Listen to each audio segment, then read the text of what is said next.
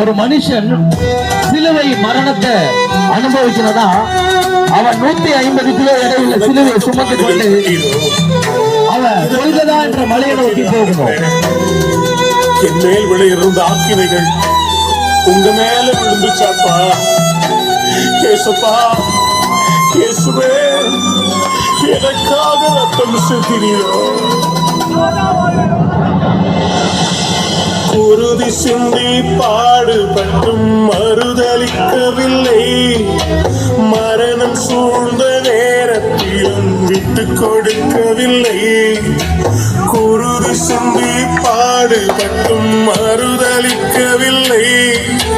மரணம் சூழ்ந்த நேரத்திலும் விட்டு கொடுக்கவில்லை. என்னை யோசித்தீரே, என்னை நேசித்தீரே, எனக்காக ஜீவன் தந்தீரே.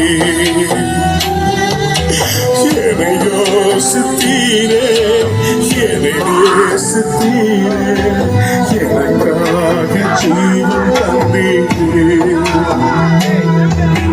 தடுமாறும் கால்களை கண்டே, கண்கள் கூடமா.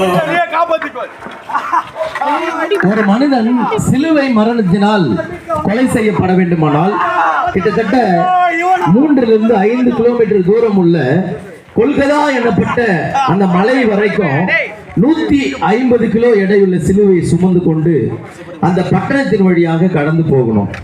அந்த சிலுவை சுமந்து கொண்டு கடந்து போகும் பொழுது போல் சேவர்கள் அவரை பின்னாடி இருந்து சவுக்கால அடிச்சாங்க, துன்புறுத்தினாங்க.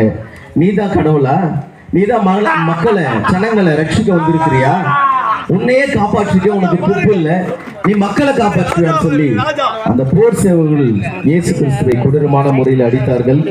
அவர் அந்த 150 கிலோ எடையுள்ள சிலுவையை சுமந்து கொண்டு கொல்கதா என்கிற மலை வரைக்கும் அவர் கடந்து சென்றார். அந்த சிலுவை சுமந்து கொண்டு சுமக்க முடியாமல் 3 முறை தடுமாறி கீழே விழுந்தார்.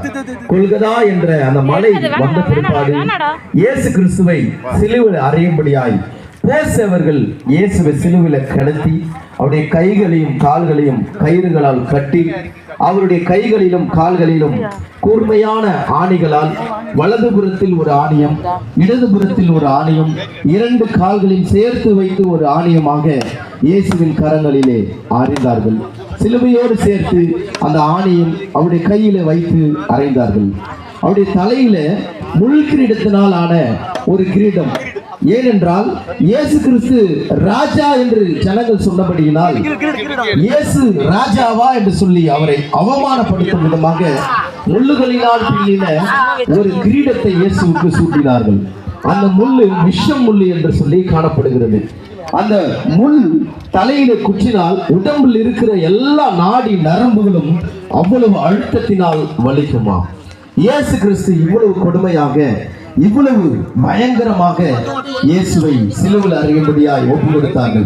அது மாத்திரமல்ல, நீ யூதருக்கு ராஜாவா என்று சொல்லி அவரை கேலி கிண்டல் செய்யும் விதமாக இயேசுவின் சிலுவையில ஒரு போர்டு போடப்பட்டிருந்தது.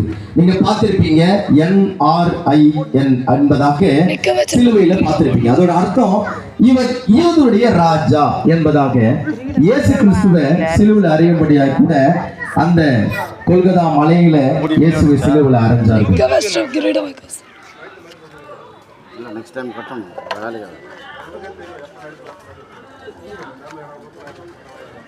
அவர் கொல்கதா என்கிற அந்த மலையில சிலுவையில 6 மணி நேரம் தொங்கிக் கொண்டிருந்தார்.